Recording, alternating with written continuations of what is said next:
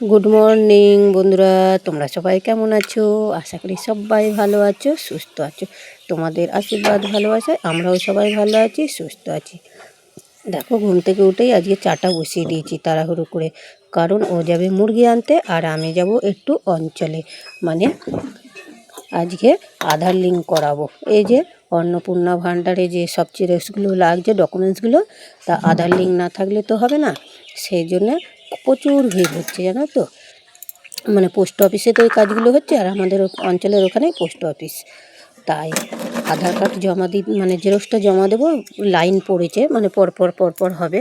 তা এখন এই সকাল 5টা বাজে, তা চাটা খেয়ে নিয়ে তারপরে যাব। নাহলে বেলায় গেলে না অনেকজনের পরে হয়ে যাবো, 1-150 লোকের পরে হব। ওই জন্য একটু সকাল সকাল গিয়ে জমাটা দিয়ে আসবো। তাই দেখো, জমাটা দিয়ে আসার পথে কিছু কচুর শাক দেখতে পেলাম, সেখান দিয়ে কচুর শাক কেটে নিয়ে চলে আসলাম। তা তোমাদের দাদাভাই একটা নারকেল কেটে দিয়েছিল, নারকেল দিয়ে করব নিরামিষ কচুর শাক। আর খেতেও খুব ইচ্ছে করছিল, কদিন ধরে কচুর শাক খাবো, কিন্তু খুঁজে আর মিলাতে পারছিলাম না। তা আসার পথে দেখছিলাম, তা আমি বললাম না, এই ছোটো হোক, বেশি বড় বড় নয়, কচুর শাকগুলো একটু ছোটো ছোটোই হয়। তা বললাম যাই হোক, এই কটাই নিয়ে যাই, এই দিয়ে আজকে রান্না করব। তাই দেখো, কচুর শাক কটা নিয়ে এসে আর বাসি কাজ যে সমস্ত কাজ কটা করে নিয়েছি, নিয়ে শাক কটা কুচাতে বসে পড়েছি, কুটতে বসে পড়েছি।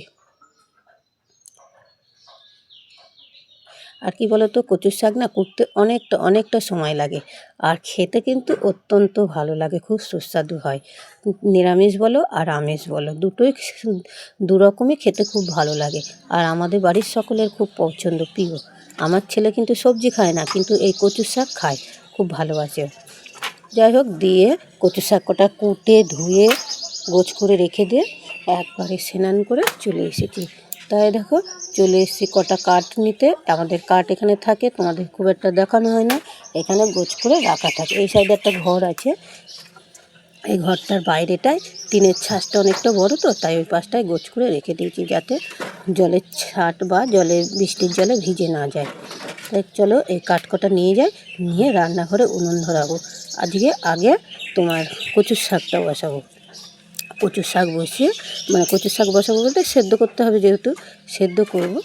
আর সকালে জলখাবেলায় সবাই ছাতু মুড়ি খেয়ে নিয়েছি, মানে এখনও খাইনি, মানে এই কচুর শাকটা বসিয়ে সবাই মিলে ছাতু মুড়ি খেয়ে নেব।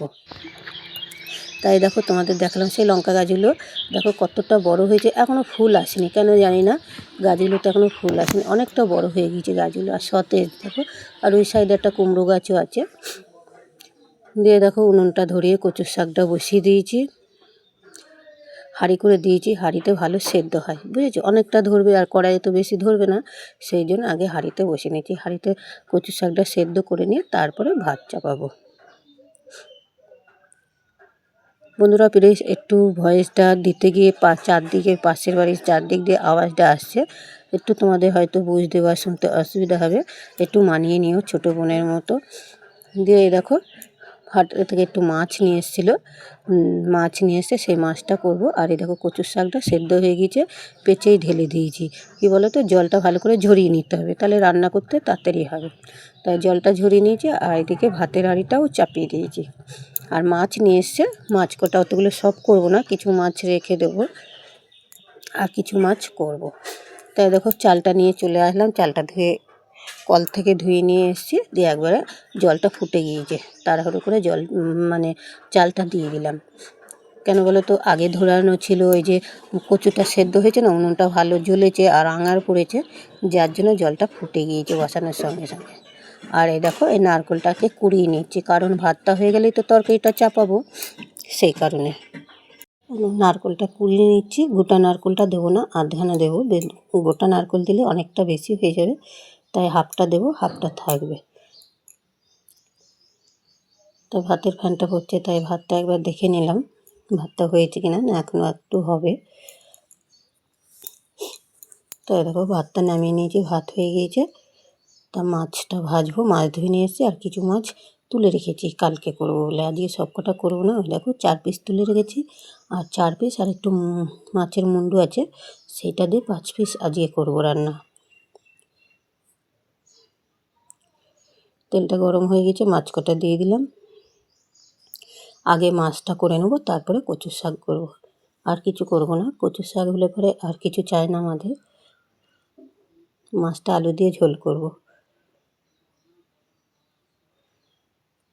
আর কি বলো তো, এই যে ভিডিও করছি না, এখানে ফোনটা নিয়ে রাখছি, এই যে মুখ দিয়ে এত আগুন বেরোচ্ছে না, গরম হয়ে যাচ্ছে, টেতে যাচ্ছে, জানো তো, দেখাতে অসুবিধা হচ্ছে। আর হাতে ধরে ধরে ওই জন্য করছি। মাছ দিয়ে আলু দিয়ে ঝোল করলাম, পাতলা ঝোল, বেশি মশলা দিইনি, জিরে আদা বাটা দিয়ে মাছটা করেছি। আর সেই জিরে আদা বাটা দিয়ে কচুর শাকটাও করবো নিরামিষ। দেখো মাছের ঝোলটা হয়ে গিয়েছে। একটু তেজপাতা, জিরে আর শুকনো লঙ্কা ফোড়নে দিয়ে দিলাম।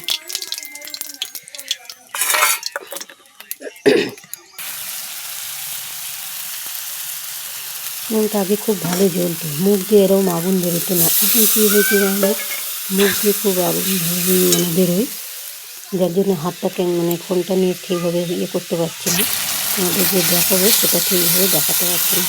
তার জিরে আদা আর লঙ্কা বাটা দিয়েছি, কাঁচা পাকা লঙ্কা বাটা দিয়েছি, দিয়ে একটু কষিয়ে নিয়েছি। তেলটা যখন ছেড়ে দিয়েছি মশলা থেকে, তখন এই দেখো কচুর শাকটা দিয়ে নেড়ে নিচ্ছি। তো অল্প অল্প করে দিয়ে কচুর শাকটা দিয়ে নেড়ে নিলাম। এবার পরিমাণ মতো নুন দিয়ে দেবো, নুন আর চিনি, পরিমাণ মতো নুন আর চিনি দিতে হবে। আর কচু শাক কী বলো তো, একটু মিষ্টি মিষ্টি হলে, তবে নিরামিষ যেহেতু একটু মিষ্টি মিষ্টি হলে খেতে ভালো লাগে। আর আমাদের যেহেতু ঝাল কম খায়, একটু মিষ্টিটাই বেশি দেওয়া হয়। আর এরকম নারকেলটাও দিয়ে একটু নেড়ে নেবো, সব রকম দিয়ে নাড়াচাড়া করে। আর একটু দেবো বাদাম ভেজে গুঁড়িয়ে দেবো, চিনে বাদাম, আর সঙ্গে একটু গরম মশলা বেটে নেবো। গরম মশলাটা নামাবার সময় দিয়ে দেবো। এই দেখো গরম মশলাটা একটু বাটবো।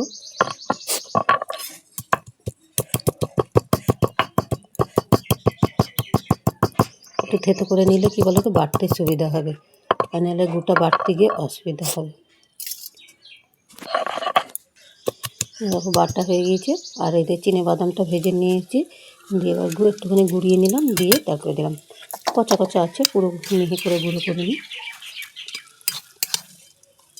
দিয়ে এটাও নিয়ে নাড়াচাড়া করে নেবো, দিয়ে তারপরে তোমার গরম মশলাটা দিয়ে দেবো।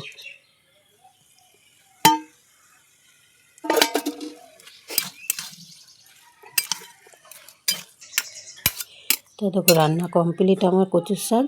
কেমন হয়েছে অতি অবশ্যই বলবে, কিন্তু খেতে সত্যি খুব টেস্টি হয়েছিল। আর আমরা প্রত্যেকে খুব ভালো করে আনন্দ করে খেয়েছি। তাহলে চলো এবার দুপুরের থালাটা সাজিয়ে নিই, দুপুরের খাওয়া দাওয়া। কী রান্না করছি দেখতেই পেলে। আর একটু মাছের তেল ছিল, দেখানো হয়নি, সেই তেলটা ছিল, মাছের তেলটাও ভেজে নিয়েছি। মাছের তেলটা খুব তেতো হবে মনে হয়, সেইভাবে বেশি করে পেঁয়াজ ফেয়াজ দিইনি, অল্প একটু পেঁয়াজ লঙ্কা দিয়ে ভেজেছি।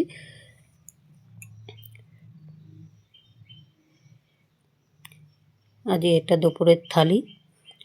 তা শুভ দুপুর বন্ধুরা, ভিডিওটা আর বেশি বড় করব না, এখানেই শেষ করব। সবাই ভালো থাকবে, সুস্থ থাকবে, আবার আসবো পরবর্তী ভিডিও নিয়ে। শুভ দুপুর।